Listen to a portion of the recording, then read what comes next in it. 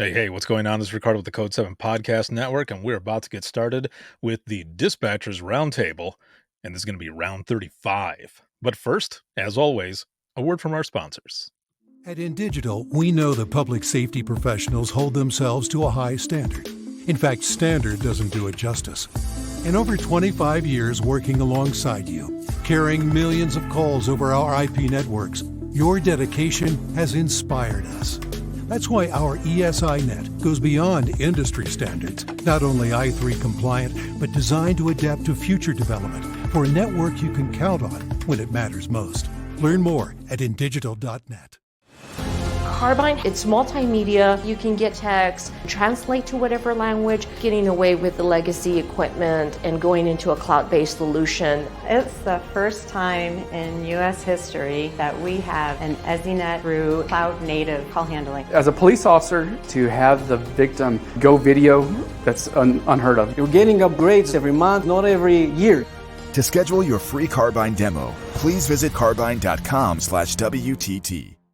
If Within the Trenches has ever taught you something, open your eyes to what it is like to be a 911 dispatcher, or has inspired you to become one, then help support us and join our Patreon. Get exclusive bonus content, one-of-a-kind swag, discounts on merchandise, ad-free early access to new episodes, and much more. To join, please visit patreon.com/WTT podcast.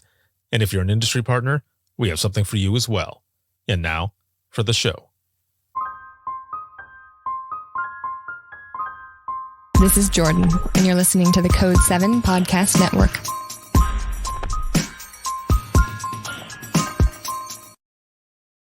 Warning. This episode contains the 3 A's of podcasting: adult content, adult language, and awesomeness. You've been warned. And we're back, abruptly.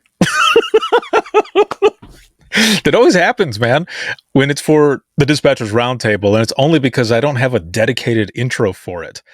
I have to get back into my animation skills that I had in college. Like, I can still do it, but what I want to do is, in the animated part of the intro, have the boxing gloves come in and just like on, what was it, Rocky 4, was it? I think it's Rocky 4, something like that. That'll be my homage to that movie. But here we are, and I'm gonna hit this music.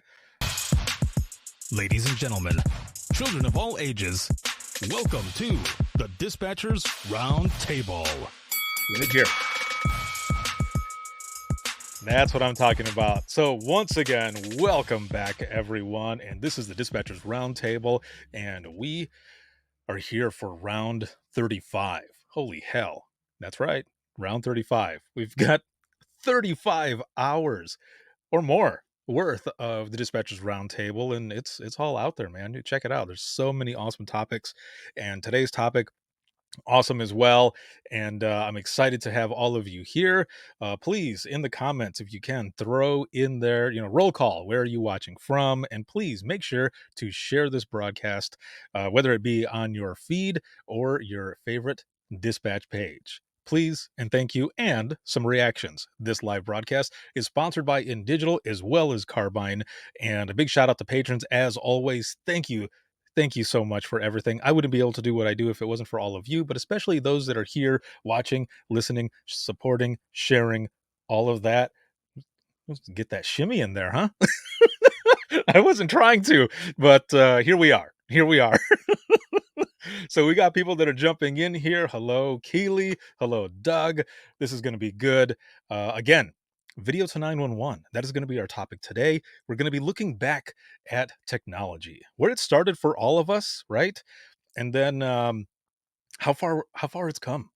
There's a lot of different things. And I will say right off the bat, we're going to be talking about something that's very annoying when we're talking about technology, and that's the dot matrix printer. Very briefly, because who cares about that anymore? So anyway, let me pull up my my guest today, and again, this is going to be fun. We were already talking and chatting and everything in the green room before we went live. Erica, what is going on? Sunny Central Florida, 84 degrees. Snaps. It's only 70 here in Fort Wayne. But inside this room, it's probably 84. I'll leave it at that. It's super hot in here right now. Maybe it's because I've got this light that's just on my face. But here we go. We are getting started here. And my first guest here is Jenny. What is going on? Jenny is with Emergency Communications out of Rutherford County Sheriff's Office in Tennessee. How are you? I'm good. How are you? I am doing well, except for the fact that it is hot as hell in here.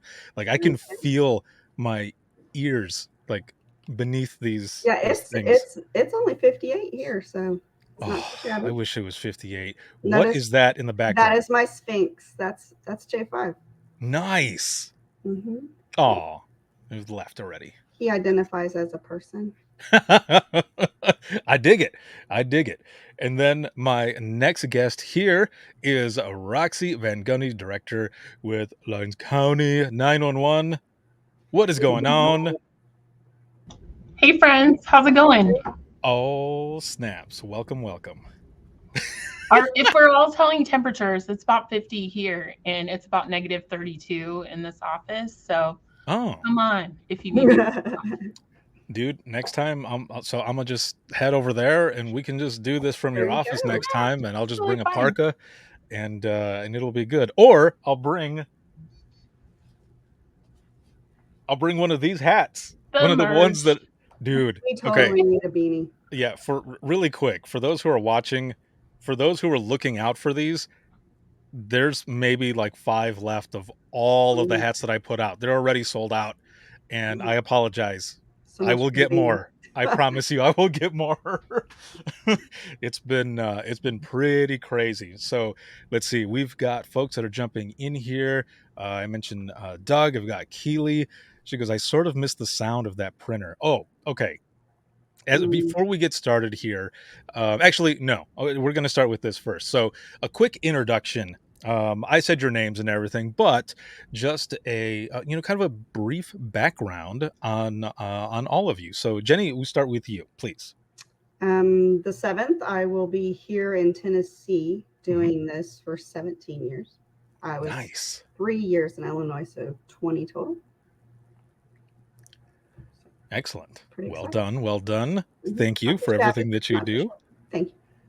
Roxy? I have worked in 911 for 17 years. I started in this center. I left in 2009 now. Yeah, 2009. I moved to the Great White North and started dispatching in Alaska. And I came home about 2014 and started back here and took over as director in 2018. So, all right, excellent. Good to have the both of you here. And so now that we've gone through the introductions, we're going to quickly jump into that dot matrix printer. And the only reason I brought it up is because last night on Open Mic Live, we we were talking about some of that technology and everything, and I was telling everyone that when I first started out dispatching, I was working the lean console, which in Michigan they call it lean. It's it's just where we run NCIC stuff. Right. And that old printer that we had, if you ran a name, it had to go through that entire the entire entry before you could do another name. And this was summertime. So you've got drunk driving grants, you've got click it or ticket, all of this good stuff. And I would put in a name it was like Smith. That would be the first one. And it's just just over and over and over, and then rip it off there and run through. But also during that time, and everybody knows, you've got an officer who will key up and say, Central, you got to return yet? And you're like, dude, you have no idea. Yeah, that's probably the best. Let's face it, in technology wise, that's probably the best that's come this far, gone farther. I don't miss that at all. Yes, it was something else. Roxy, did you deal with any of that? I did, yeah, a little bit. And then I think probably within my first year, we ditched the dot matrix and came on into the 21st century. Yeah, painful. Yes. Very painful. Yeah, it was horrible. It was really bad. It makes for, a good story and everything, but still it was pretty bad. And one of the things I want to do here actually, and I meant to do this right off the bat before I brought the both of you on, but I want to make sure to mention to everybody who's watching right now and all that Rapid SOS has Ready 22 that's going to be coming up next week, and that's going to be November 9th and 10th.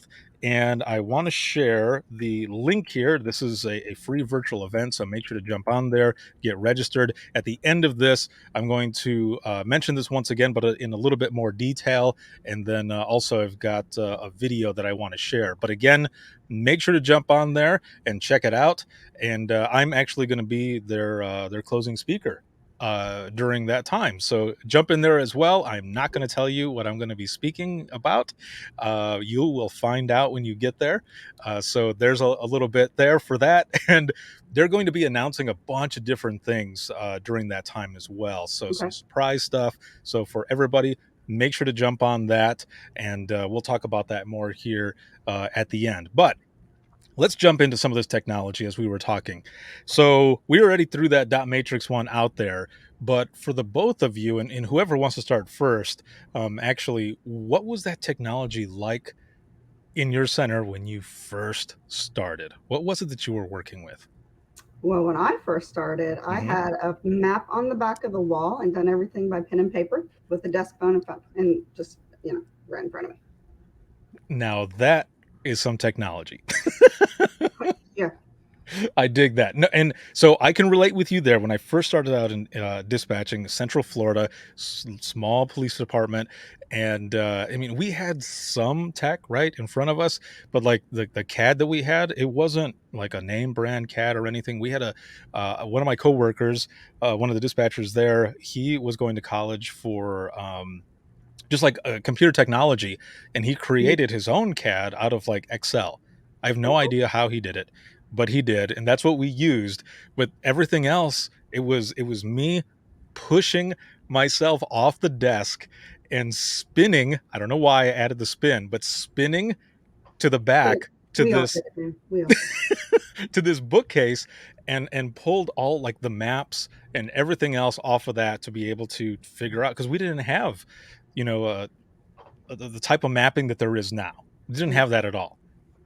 Oh, That's how I had to check a warrant. Swivel around and look in the cabinet. What about you, Roxy? so I started with a little bit of technology. We always had a CAD here, so I was used to CAD. We are always had some form of mapping here.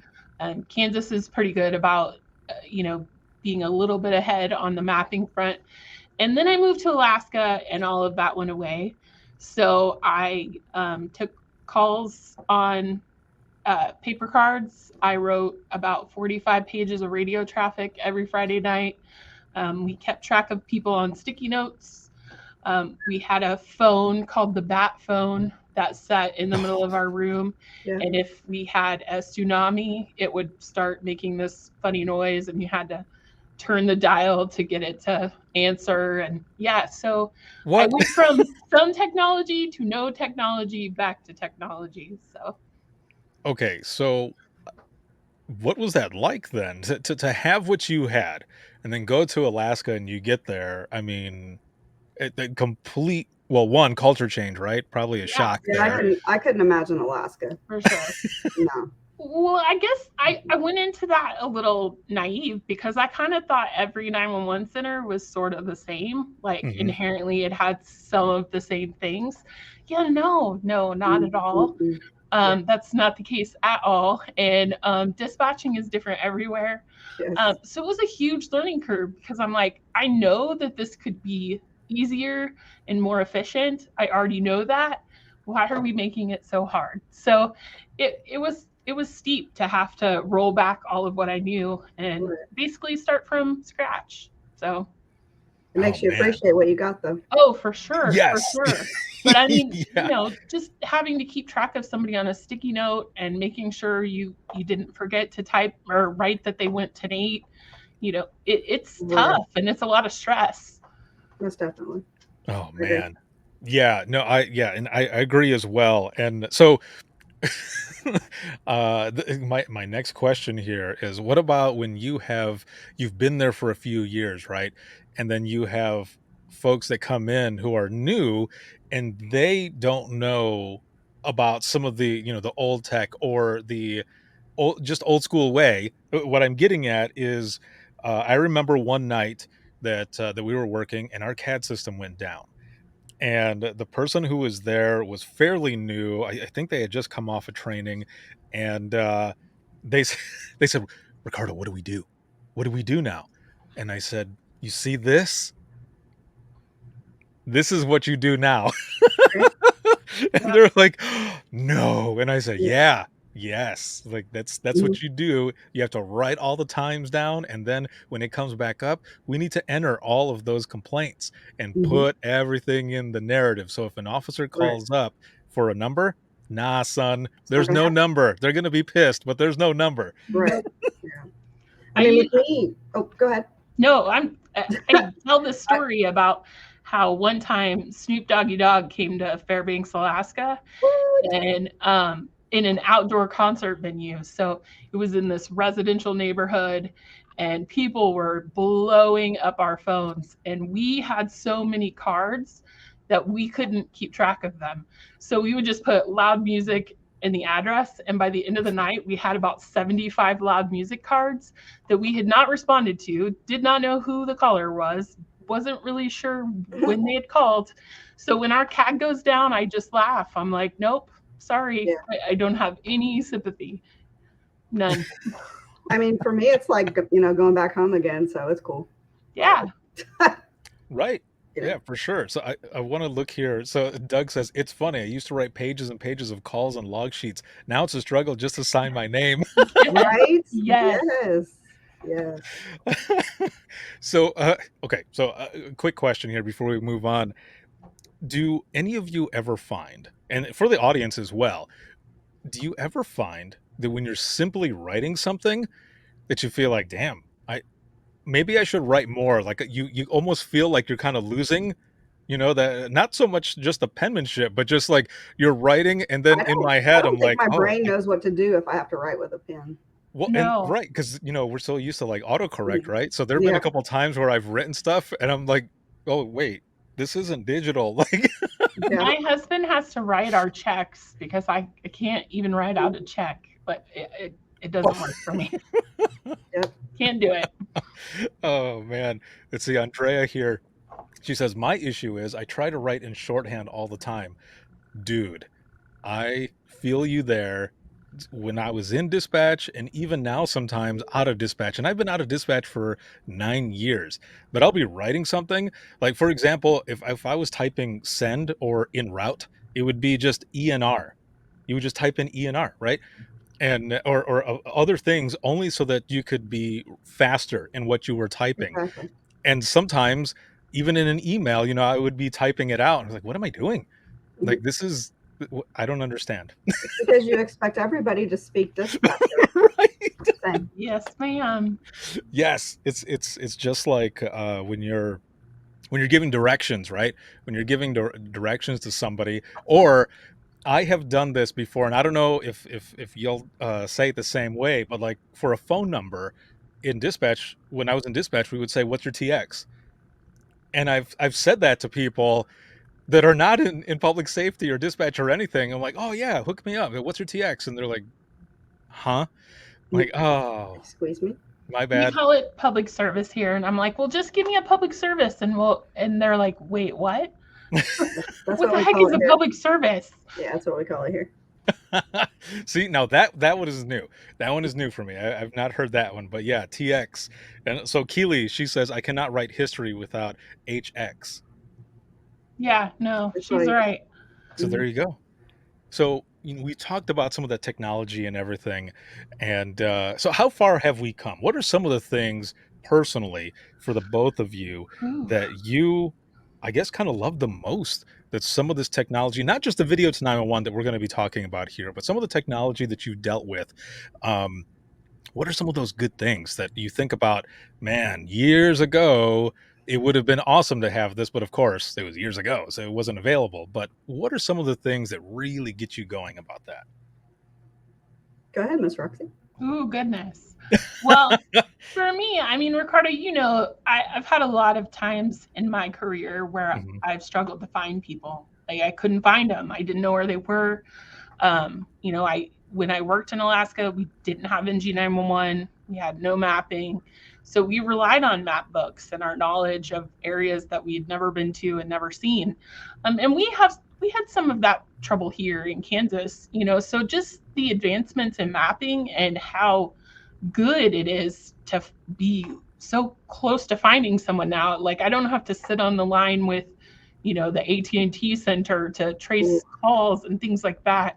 The efficiency of finding folks, I think, has been the biggest game changer. Yes, I feel that. How about you, Jenny? Yeah, I agree. I don't think anybody would know where that they would be now if we didn't have internet, especially Right. children. But as far as this, this career that we've chosen for ourselves, I would definitely say, and hands down, just we use Carbine at my department, and I literally use it for everything. I mean, it was made for 911 calls, but I use it for non-emergency calls. I use it to assist deputies, and if I could have had that years ago, I do often think about the things that I could have accomplished and the people I could have helped if I would have had, something like that. Most definitely. Yeah, I agree with that as well, because I think about, when I have conversations like this with folks like you and others that have come on that are either from the tech side or from frontline side. A couple things. One, I get jealous, right? I get jealous because I wish I had that. Yeah. And sometimes I want to go back into dispatch just to be able to apply it. Come And on. I know everyone's like, Please. dude, we're hiring. Everyone Yes. is hiring. Yes. You want to do this part time? Bring it on. But the other thing too is I think back at some of those times where I was taking phone calls and I couldn't find someone. And you feel helpless as it is Most sometimes on the definitely. phone, right? But when you don't have that type of location or anything, like I said, I've been out of dispatch for 9 years. We didn't have anything like that when I was there. Right. It these calls stick with you. But something like that, especially if you can't find them or you just lose them and you're looking all over the place, that sticks with you even more Most so. definitely. You feel like you let them down, Right. You get Yes. in this job to protect and to serve and to help people, and if you can't help them, sometimes it makes you feel like, what's the point? Right. So, And yeah, and it's a horrible feeling. yeah. Um, I want I want to look at this down here really quick in the comments, because there's a bunch of stuff here. So Micah says, I use shortcuts messaging my husband, and he normally calls and says, Micah, I don't talk dispatch. And Andrea says, if I'm giving directions, I always write or type IFO when I mean in front of, because that's what we did in dispatch and nobody knows what I mean. Karen says, I added ENR and OMW to my text short codes. So I just type that and it spells out en route or on my way. That's awesome. Yes, very well done. And Doug says, my kids can't read cursive. Evidently, they don't teach it in school. They do I not. couldn't I couldn't imagine writing out call cards letter by letter. Now, I did see something recently. I don't remember where it was. It was on social media somewhere, but it said something to the effect of, um, like in later years, because the generation now cannot read cursive or doesn't learn cursive, us older folks that know how to read it and write it will use it as like secret code later on. It's a good idea. You never know. You never know. So let's look at video to 911 and let's look at some of the pros to what this is. So how does this tech help us? We were talking about location, the ability to piece together this puzzle better, because what is it that we do? We get a phone call, it comes in, we can't see what's going on. We're building this puzzle in our heads as they're giving us this information. So let's look at the pros. And Jenny, we'll start with you. What are some of the pros here of video to 911? And for those who are in the audience as well, please throw some of your information in the comments as well. If you're using video to 911, or just your thoughts on what you think it would be like for you in your center and all of that. So Jenny, go ahead. The video to 911 clearly would be the location, being able to get an accurate location when somebody has no idea where they are. I mean, if you don't have a location, you can't send help. Right. So I think first and foremost, that's probably, at the top of the list. You got to be able to get help to somebody, and if they don't know where they are and you don't have no way of pulling that up, so I think that's definitely one of the biggest pros. Let's see. Keely here says, I'm here to listen because we just signed to get software here for Video to 911, and I want everyone's thoughts so I know how to roll it out to my people. So that's one of the things as well that we can talk about. So that's good. Thank you, Keely, for bringing that part up as well, because there are a lot of things that goes into implementing and such. Right. So we will make sure to get to that part here as well. But Roxy, what are some of those pros? So we got the location and all. What are some pros in your mind for video to Well, when 911? I was deciding on this, in educating myself, I think that for me, I think about all of those calls that I took that I only had pieces and parts of the story, right? And so your mind is kind of a big a-hole, and it starts to fill the gaps, and it's not always with good things. So I think about all those people that maybe I couldn't have helped or didn't help, or didn't have the tools to help, and the story that I made up in my head about what was happening there. So with video, I kind of feel like it helps us not have to fill in those gaps. The story is clearly in front of us. Mm-hmm. Our mind doesn't have to work overtime. So, for me, I think of it as a wellness tool in that respect, because, your mind is kind of your worst enemy sometimes in this field. So Good call. Go ahead. No, I was just saying I agree with that, most definitely. I mean, along with the story, not only is it a pro for dispatchers, it's a pro for responding units, because agreed. Yeah. now we have the capabilities to where we can literally see what's going on, and we can, give it to the officers in live time, because we see it. And we all know that sometimes when you get phone calls being a dispatcher, a citizen will tell you one thing, and when an officer gets on scene, it's something completely different. Right. What I'm saying? In this scenario, we see it with our eyes, so I think that's pretty neat. Yeah, that is really good, because I kind of think of some of the calls that I've heard about, and if video was utilized in some of these, the responses, of course, would be different. So, for example, and this is just one that I've heard. Um, there are people that are going out for a CPR, right? Well, what if video was used? The response, of course, would be different with this specific call, only because when everyone arrived, it turned out that the person was doing CPR on a bird cage. So, I mean, let's just say, that ended up being utilized, that would definitely change, right? The I would response, most definitely think so. Yeah. kind of like a welfare check more so, or something.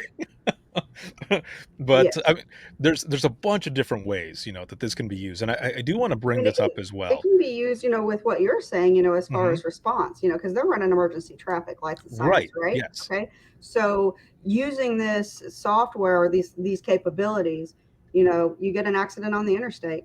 You got people, fire trucks, officers, medics running, mock speed, and you have them accept that link, and everybody's on the side of the road, everybody's out of their vehicles, Hmm. so people can back it down, Right. because that's your family, that's your work family, your brothers, your sisters, that's lives are not only in danger, but the public is in danger, running unnecessary speeds to get to something that's not necessarily needs them going that quickly. Exactly. What are your thoughts, Roxy? I think she's right. I mean, I think that, I wish in my scenario that our responders were more open to using video. Like I told you guys, we're pretty new into this. And, while our dispatchers have been really open and accepting and they want to learn and grow in video, some of our responders are less than open to it, and I get it, but I agree with Ginny. There's way more. Yeah. Just the world opens if we can see what's happening on the outside of our centers. And So it doesn't matter what platform you use, what company you are with. At the end of the day, it's that everybody goes home safe. Yep, 100%. So maybe they need to hear the stories. I have, Ricardo knows when I said I use carbine for everything, I use it for everything.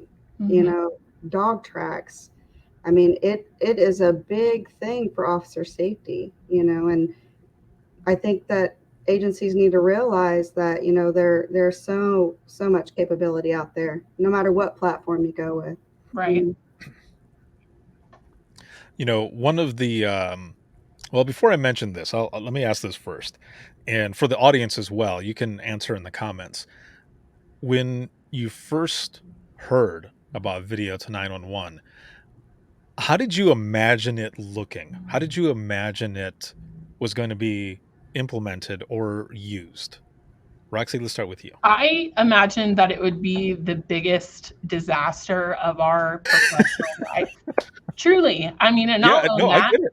I feel like it was something, just in my perspective, that was rushed and it was like, this is the next greatest thing and you should just get this and yada, yada, yada, yada, yada. And I felt like we were asking our telecommunicators to put themselves in even more trauma than we were already experiencing. I was a hard no.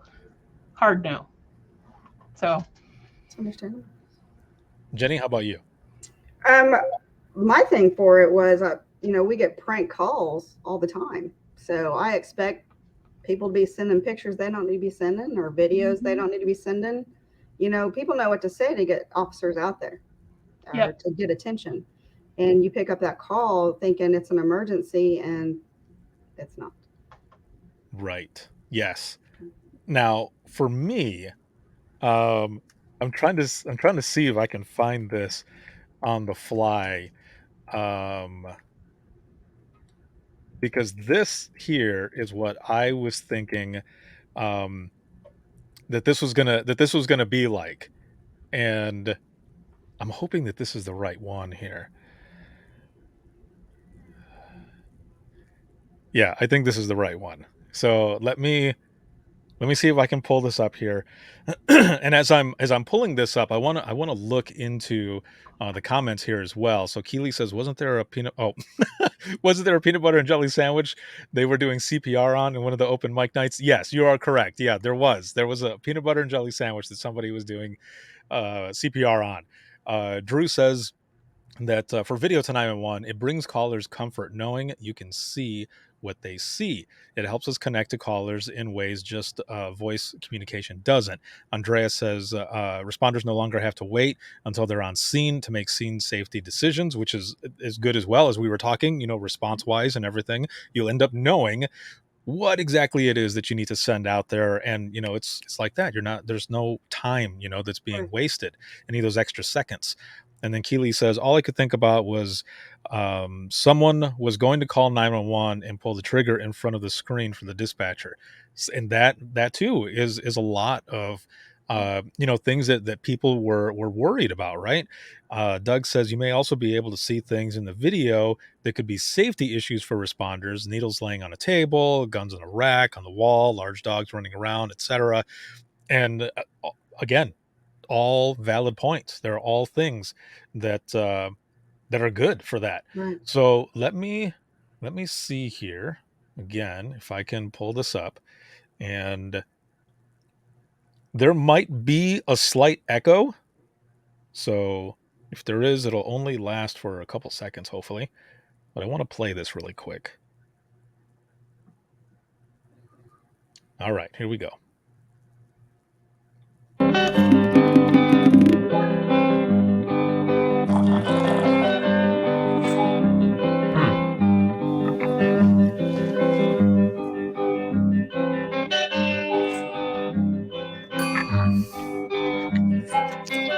Yeah. Meet me in front of Strand Books at 2.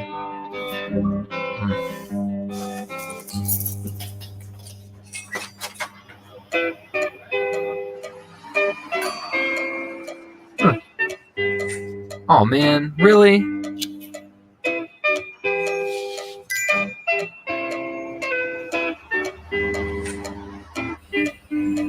Hey there, guy. Hey there, little guy. Sweet.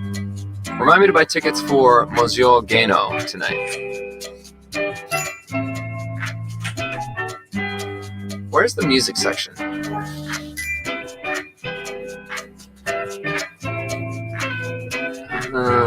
Oh, yes, this is it. Is Paul here yet? Huh. Hey, dude, how's it going? Want to go check out that new place I was telling you about? Sure. This truck's really good. Hey, just a second. Cool. Good to see you again. Thanks, man. Got a new place, not that city. See you, dude. Whoa, cool. Take a photo of this. Share it to my circles. Oh, I'm running late.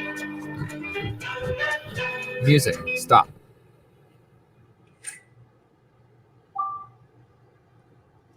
Hi, what's up? Hey, Hey. you want to say something cool? Yeah, sure. Is that a ukulele? Yep. Okay, here goes.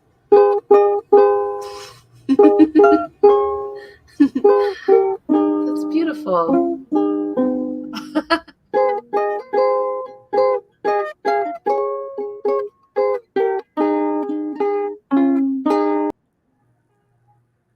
Okay, so that right there, that is Google Glass, and that was I think it shows that was posted on there like 9 years ago or something, and that's how long I've been out of Dispatch. So towards the end of Dispatch, this was coming out, and I cannot find the other video, but there was another video that someone posted of someone using Google Glass, and there was 2 different things, and one was to show scene safety for a fire call, okay?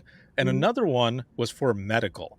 And I remember I was sitting there thinking, "Damn, this is gonna be crazy. This is gonna be a game changer if it's like this." So for me, 9 years ago, when I first started hearing about Google Glass, we were talking in Dispatch about what if video to 911 is a thing?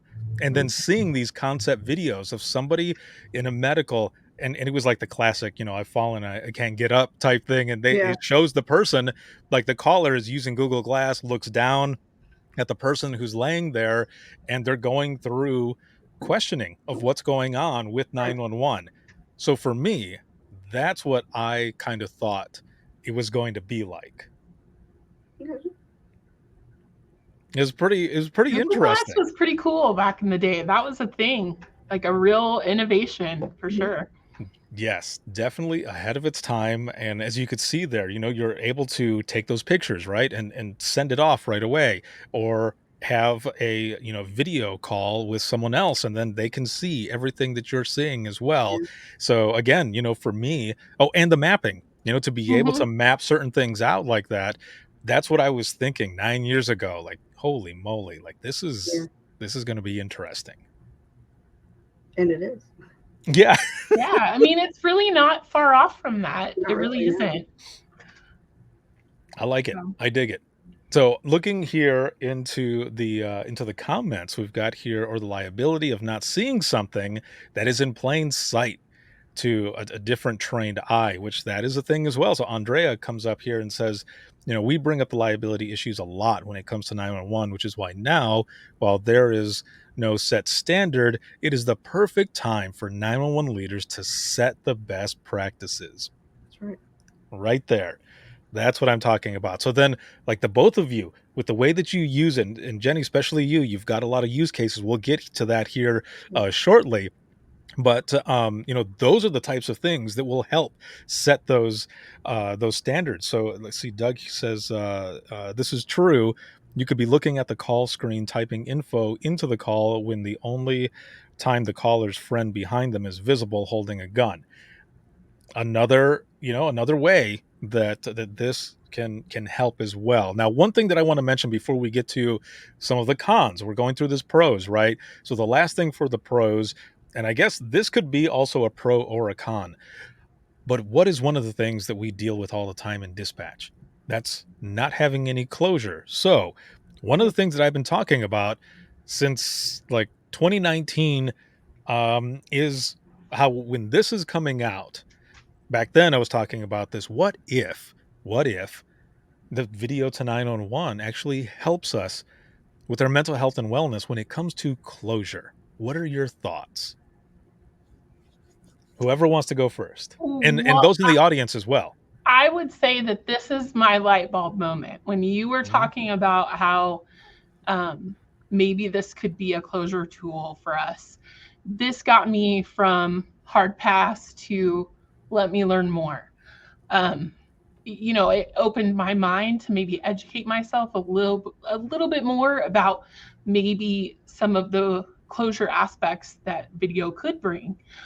So I thank you for talking about that early and often, because it really did sway me to, seek out more information and try to get to a place where I could be open to integrating video into our center. So, we're one of a handful of centers in Kansas who do video right now. And I really accredit that to you for changing my mind. So, oh, thanks. I'm just I'm thanks, Ricardo. But I'm just I'm happy. I think the closure part too is how many times have we taken calls where it's just been left undone? And if we know, hey, this is probably how this is going to end up because we're seeing it, it's game changer, man. I mean, I feel like that is a whole different level of us getting better and us giving our people better tools to be more mentally and physically better, because all of those undone calls and the things that we don't know, that really takes a toll on our minds and our bodies. So I agree 100% on the closure aspect for sure.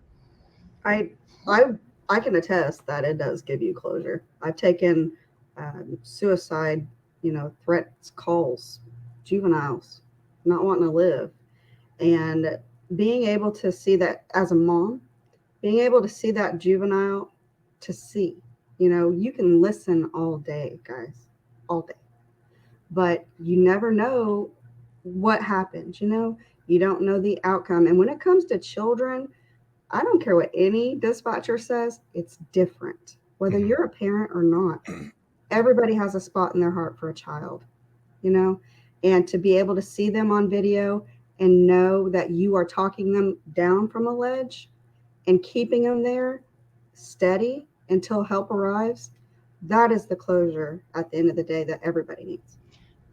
And seeing their face, just seeing that visual confirmation that what you're saying is working and what you're saying is helping. We've never had that before. I mean, I think that's huge. And Jenny nailed that. I think just seeing that what we're saying is making an impact, I think is opening up a whole new chapter for us. I really do. Yeah, we talk about the ripples that go out there, the impact, and we don't ever know. But just listening to the both of you, and as Jenny is saying, being able to see the look on one's face, not just hear their voice, but especially in those moments when you're trying to think of more to talk about, right? To keep their minds off of what it is that they want to do until help gets there, and then help gets there. And then it's not just hearing, the thank you. It's seeing it. Even if they don't say it, you can see it on their face that they're saying thank you. They just needed help. And whoa, that kind of got me there. That's a big thing. That is It's a pretty important. good feeling to, when you have a situation like that, and your officers arrive on scene and you work with them long enough, some of them will let you know everything's okay, but now you can be like, yeah, I know, I seen it first, I know they're okay. That's awesome. So let's look at there's a lot of pros, right? But let's look at some of the cons because there are some that could be in there. So what are some of the cons of this? There's is there a possibility that this hinders productivity, or does it, is there more time that goes into certain things? We're already in the audience, folks talking about liability and stuff like that. So um the mental health aspect is there as well on this. But I think one of the good things when we're looking at the mental health part of this is that a lot of the services that are out there, um they start with the ability to, things are blurred, right? And you get to decide whether to see it or pass it off to maybe a supervisor or Right. send it to an officer out on the road. However it is done, those that's a good thing, that is there. So what are some of the cons that you can think of, I guess, either one of you, on using video to 911? I mean, I personally think, as far as the video aspect and dispatch goes, there has to definitely needs to be something in place as far as it being a decision. Like you said, if you get dispatchers coming in off the street that have no experience in law enforcement whatsoever, that could be very traumatic. So I Mhm. think it definitely needs to be a choice if they feel comfortable with it. And also, I think it needs to be on the supervisor, or something to that effect. I don't personally think that a trainee needs to be thrown into a video call like that, Oh, if for sure. especially if you've never been in law enforcement. You know, it's different from real life and seeing, TV shows, regardless what Yes, people think. exactly. What about you, Roxy? I think one of the things that we found is a struggle, maybe not a con, so to speak, Hmm. is we're super slam and busy most days. I mean, we can barely get up to go to the bathroom or breathe.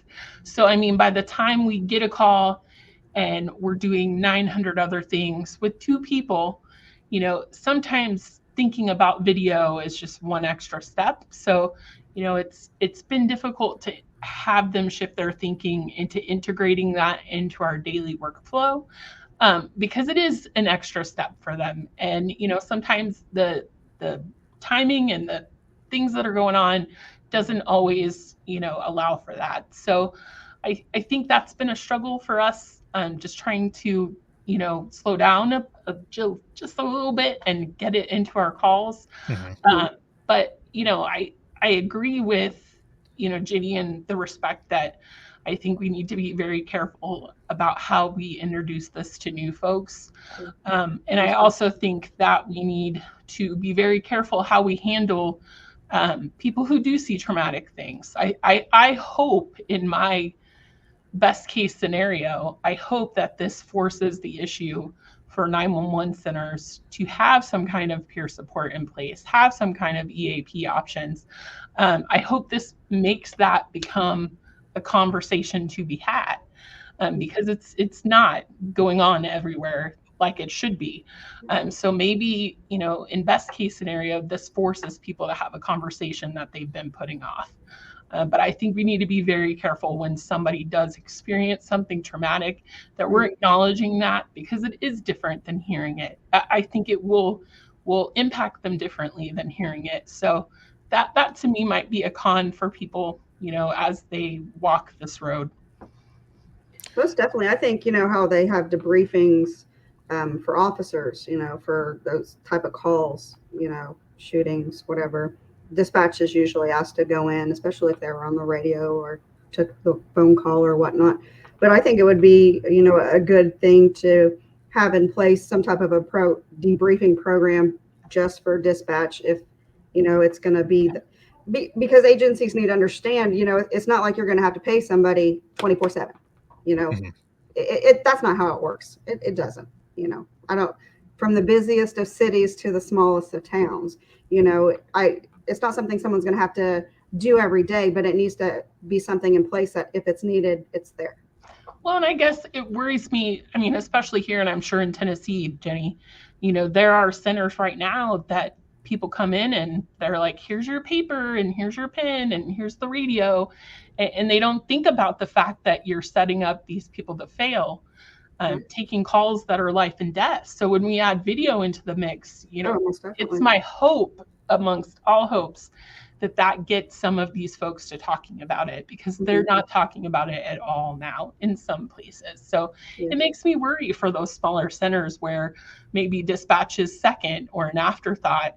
They're getting access to this technology and they don't even have support for the technology they have. Right. So I think that's a bigger conversation. And I hope that, folks take this seriously when this is introduced into their center, because, for some statewide deployments like Kansas, that's just going to be something that's given to them. It just happens. They don't have to procure it or anything. So I just think awareness needs to happen for sure. Absolutely. Do you think that there's any generational issues? Yeah. I mean, yes. nobody likes change, right? And the reason I bring this up is because, wow, years ago now, when I was working for the company that I was working for before I went out on my own, I had traveled to West Virginia. I was in Charleston. I was in Kanawha County. And I remember I went out there to train all of their dispatchers and call takers on text for 911. And I remember one of the training coordinators, he walks up and he goes, I don't know how this is going to work, man. I was like, why? He goes, there is a generation gap here. And I don't know if the more seasoned folks, how they're going to react to this. You've got the other folks from, a younger generation that are coming in that all they do is text, and they're probably going to take to it like water. Right. And I was like, okay, we'll see how it works. And it was completely opposite. It was the younger generation that did not want to do it at all. Like, they were not down with it. And the the more seasoned dispatchers that were there, those folks were eating it up. They're like, this is amazing. And they were doing it and just loving all of it. And I wonder if it's also because of the fact that it was also helping in a way that they didn't have the technology before. So now that they had it, they were embracing it because they were loving it, where the other folks, they're like, nah, I don't want to do it. I don't want to do this. So what are your thoughts on that?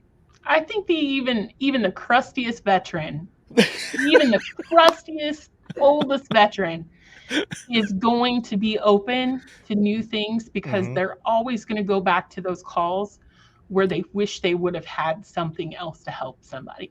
Yes. In a sense, I think new kids, I love them. I've got some youngsters on my staff. They're the best, most excited people ever, but they've never had to experience writing pages and pages of radio traffic. They've never had to experience cracking open a 25-year-old math book. So I think even your coldest veteran is going to be open to this in some degree. It's just, as a veteran or as an administrator, you have to figure out how to sell that to them. So you have to know where that little soft spot is in your veterans and drive them towards wanting to have this new technology. So absolutely. I mean, everybody learns differently. Whether it's hands-on or whether it's repetitive, over and over being told the same thing. I think if you find their niche and how to sell it to them, it'd probably be a piece of cake. And I think my oldest dispatchers, longest serving, are my biggest users, and they come to me with, oh, guess what I learned today, or guess how I use this, so I see a lot more action out of my older folks than I do my younger ones. I think a lot of it is because, with the older generation, which, I'm pretty sure I'm in there, but, you never thought you would see it. No. And I think that's a lot of it. I never thought I would have video capabilities or, doing what I'm doing now. I never thought I'd see that. Yep. I assumed it was, possible one day, but I never thought I'd see it. Right. It's like a lot of old sci-fi shows and stuff, right? Or even like the Twilight Zone. You see certain things that are on there Right. from years and years and years ago, and it's stuff that we're using now. Exactly. Exactly. Like, oh, it's here. But I do agree. It's all in the presentation. It's all in how you sell it, and there's also that power of storytelling where you speak to the person and say, um, think about a call that you took back when you didn't have this. Now you have it, Mhm. and bam, Yeah. embrace it right there. So yeah, no, I love that. That is excellent. And so But, as with we're all of this being said, not uh-huh. not to interrupt you, No, no, but you're fine. if Go there ahead. are those that just do not feel comfortable, Mhm. I think we need to respect that. And if Right. and that's okay. You know Mhm. what? If you don't want to do it, that's fine.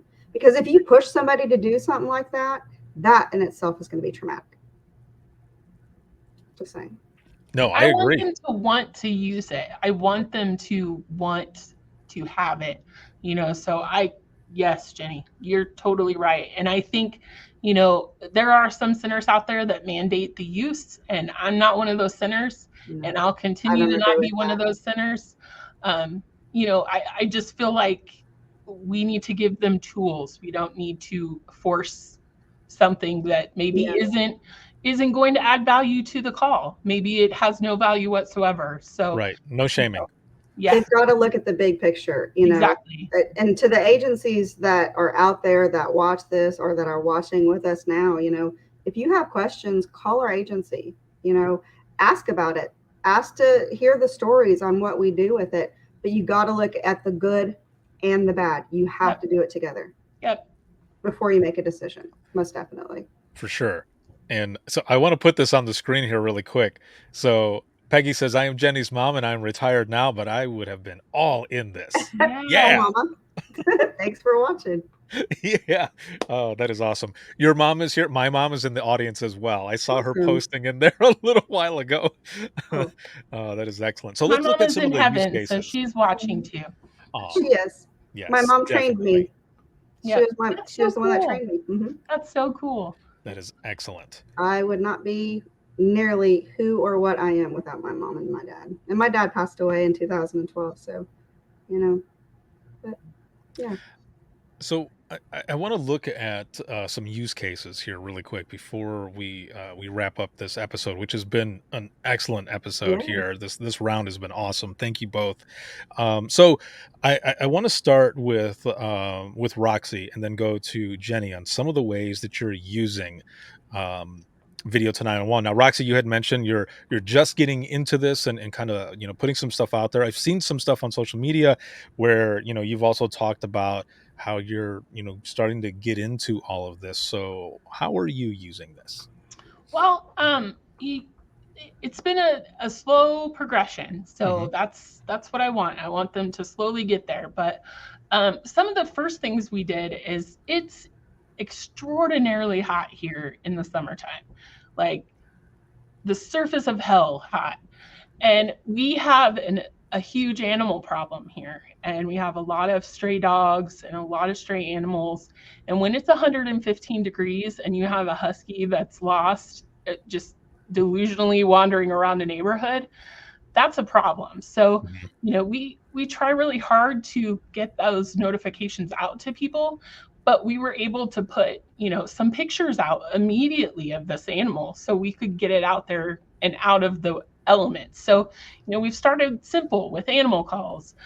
We've had a deputy, we had a pretty major accident on our interstate, and the caller was just not helpful and it was very confusing and Mhm. there were a lot of injuries, and we had a deputy that called in and showed us the scene, so he was able to kind of explain what was really going on and here's what the driver did. So it was really educational for the people who were actually involved in the call. We also had an incident at our university of a woman who was attacked by Mhm. a male that came into her residence hall. She was very shaken up, as you could expect. And her friend happened to get a video of him leaving. So she was able to drop that video to us, and we were able to immediately get that to our officers so they found the guy. So when you're dealing with people who are in crisis and not really able to collect their thoughts. That's huge. And I think maybe helped us find him sooner. So, those are just a few of the things that we've started to do. Like I told Ricardo, we get pictures of weird ass things that people find in their yards, like wagons and carburetors and the oddest stuff. But we're pretty simple so far, but it has really been a helpful tool that I'm not really sure how we did without it. So yeah, that's awesome. How about you, Jenny? Oh, where do I start? Jenny has way better ones than me. Yeah. As I, before we went live, and I was explaining to Roxy, for you out there listening that don't know, we have Carbine, and Carbine was initially made for 911, but I use it for everything. I have led deputies to somebody that flipped over in a canoe, and they were just trying to get down to them. Let them right to the spot. I just send the link to my deputy's cell phone. I do the same thing for canine tracks for lost children, lost people, to apprehend somebody, tactical situations. I think my favorite, as far as calls, you had asked me about, some calls. I had a call that I had taken with a female that called 911, and her husband was having a mental breakdown, threatening suicide, homicidal ideation, kind of a thing. And he did not know she was on the phone with me. And I explained to her that we would text back and forth. There would not be any noise. And she turned her camera on. So he just assumed she was texting with her friend Jenny. And everybody, I told my units about what I seen, and it's all documented. And with Carbine, you can take snapshots. It's really neat. So it's done in live time. I handled a shooting on the interstate, and my victim was on Carbine with me on 911, trying to get him in a safe location, and I was taking snapshots of the damage from the bullets that hit his vehicle, and so that was all sent to the cloud. Awesome. Mm-hmm. So, man, there you have it. Video to 911. They call me the Carbine Queen. That is. Well, they need to get you like a crown and stuff then. I know. Or at least an award. Or at least a shirt that says Carbine. Andrew, if you're watching. Drew is in the audience. Yeah. See, and even Andrea, she says, yes, queen. Oh, that is excellent. So what I want to actually ask too before we go off the air here, and this one, for the both of you, because this was one of the things that Keely was wondering as well in the audience. So what was the implementation like? Like how did you prepare your folks or coworkers or whichever for this to go into place? Roxy, go ahead. We talked about it a lot. Mm-hmm. I think we talked about it for a good 6 months before we even decided to pull the trigger. Like, what is this going to be like? How do you feel about this? I would send them articles that I would find, just read this and tell me what you think. So we really talked about it. Mm-hmm. And then when we finally got there, I made sure that some of my key leaders had demos so they could see it. Mm-hmm. And buy into the process and understand why we chose the vendor that we chose. So very, very open communication. We had a great training session, encouraged people to talk about it. And I told them, I want to hear negatives too. Like, tell me what you're feeling that isn't good. Right. So just opening yourself up to hearing the excitement, but also the negative. Mm-hmm. And then we started very slow with limited call types. We didn't let them just go free for everything right off the bat. Right. We started slow, and we've just added to it once they felt more comfortable. I have not allowed them to utilize it for medical calls, just until I feel like they're in a place where they're open to that. We're going to keep that off limits for now, but I like to keep some of the use and the decisions and how we move forward in their hands, because I think that's going to give them more incentive and more ownership in the process. So I feel like it's gone well. Our vendor has kind of a competition piece in our video to 911 portal. So they like to compete and see who gets the most uses every week. And, so we've just tried to make it positive, and we've tried to continue to talk about it and be open with it. And I think that's made us successful. That's a really good idea. Yeah. That's good. Yeah, that is awesome. What about you, Jenny? How did the whole thing come about? It was basically, the same with my department. They leave it up to what we're comfortable with. They're very good with doing that. Our 911 director and our chief deputy chief, to the lieutenants on, everybody was very involved with learning about things. And I taught myself everything I know about carbine just because I'm a nerd, and we have rapid SOS too, so I read all the time. And but in that sense, I try to show everybody what I find. And Roxy, what you're saying with them being comfortable, I can tell you from experience that is the best way to go. Because like we were talking earlier, if they're not comfortable, they're not going to use it or use it properly. No. And I think we've just had and that will be a liability. Right. And I think we've had so many other pieces of technology that were just dumped on us on a Friday, and they're like, okay, well, by Monday, get to using it. Sink or swim. I just try really hard not to be the poor examples of what I've been shown in technology rollouts, So I think just being open to hearing everybody's perspective is always a good way to go, for sure. Most definitely. Excellent.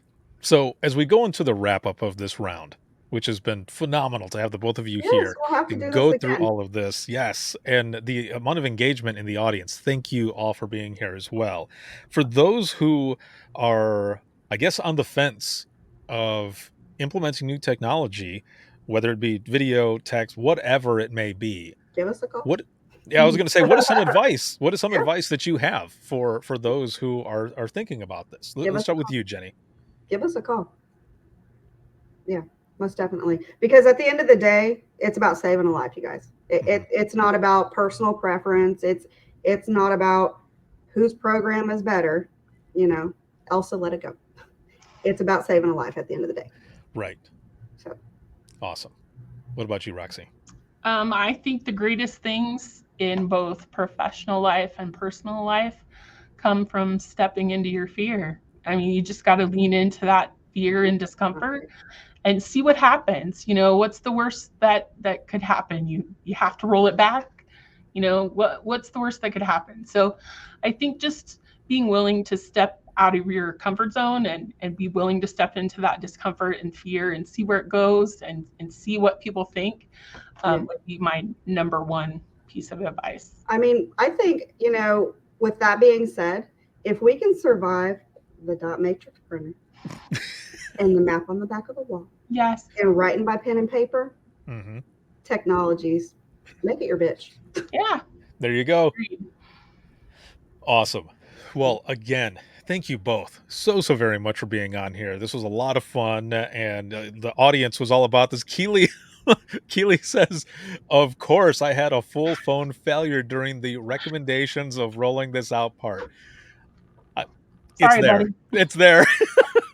Sorry. You'll be able to go back and check that part out. But again, thank you both very much. And all of this is very exciting. So thank you for being on. Absolutely. So I will be right back here with the both of you in just one moment. And for all of you who are here, again, thank you so very much. I want to share something here really quick, though. And this is for something that is coming up. And as I mentioned before, this is next week already. So I want to play this here and then kind of give a little bit of information. Right after this, I need to change a setting here really quick so that you are able to hear this. But here we go. Check it out.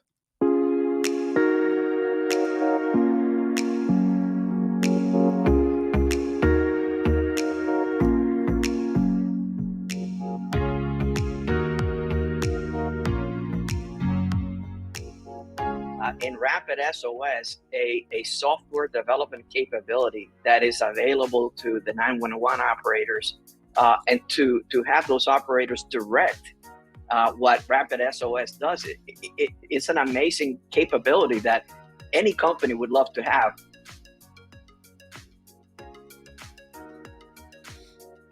We're sharing the location coming direct from the vehicle. It's the GPS coordinates. It's not a cross street, so it's not a highway mile marker. It is exactly where that car is.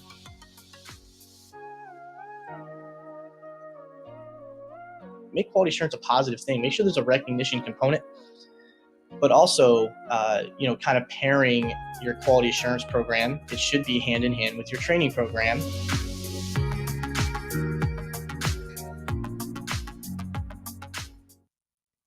So there you have it. There's a quick little promotional video there, and this is for Rapid SOS Ready 22, and they are extremely excited to be joined by public safety leaders from 911, field responders, and more. Once again, for Ready 22, this is a virtual event that's going to be going on next week. This is November 9th and 10th. So this year for Ready 22, they're going to feature 2 full days. That's 2 full days with 5 tracks of incredible sessions from industry partners, and this is also including that entire second day is dedicated to hearing from local ECC professionals from around the country. So there's going to be a lot of stuff that's going to be going on during those 2 days. So make sure to come and listen to a wide array of topics and learn from top-notch speakers. They have had the images going out there already of all the speakers that are going to be included, and also industry experts. So this information is going to be coming out. I'm going to be putting the link in there as well. That is rapidsos.com/ready22. And you're also going to, for example, get to hear from the Deputy National Secretary Advisor of the UK on what people wish they would have done differently after ransomware and cyber attacks. Now, that's a big thing. That's a big topic that people have been talking about for a while, but it's still huge. It's a buzz, right? So make sure to tune in for that. Also, listen to ECC directors on how they've solved their staffing challenges. Now, if that doesn't get you going, I don't know what will, because staffing shortages are all over the place, right? And challenges, but also to keep their staff resilient so you can see and learn these user experiences, and as well as the latest technologies feeding data into 911.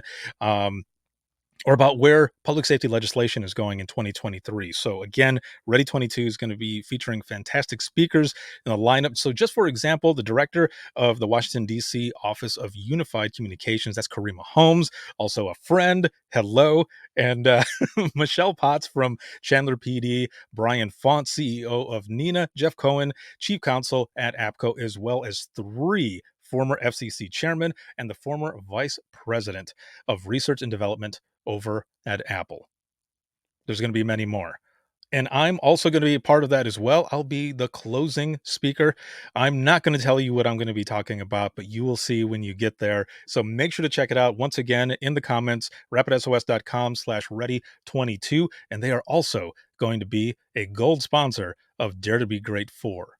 Thank you so very much for that. If you have any comments, questions, or you have any topics for the Dispatchers Roundtable, you can check us out. And that's going to be WTTpodcast@gmail.com. Once again, that is WTTpodcast@gmail.com. You can follow us on Twitter. That is @91podcast. You can like us on Facebook. That is Facebook.com/Within the Trenches Podcast.